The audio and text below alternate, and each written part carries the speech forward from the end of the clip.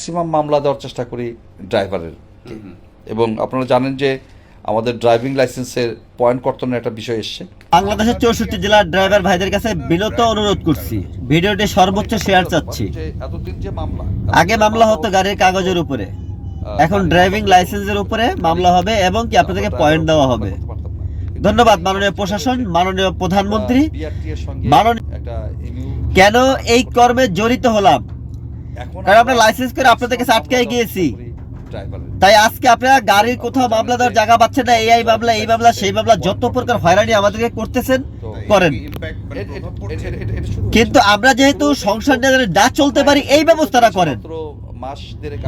আমরা কেন সুস্থ মতো রোডে গাড়ি চলতেছি?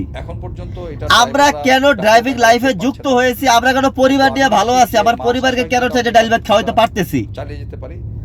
ধন্যবাদ, খুব সুন্দর একটি ব্যবস্থা করেছেন যে আগে আপনারা ড্রাইভারকে মামলা দিতে পারতেন না, এখন মামলা দিবেন। যেহেতু মানুষ এইসব ধরনের আলোচনা, এই অবস্থা হলে কি ড্রাইভারের চাকরি থাকবে? আসলে কত পয়েন্ট হচ্ছে?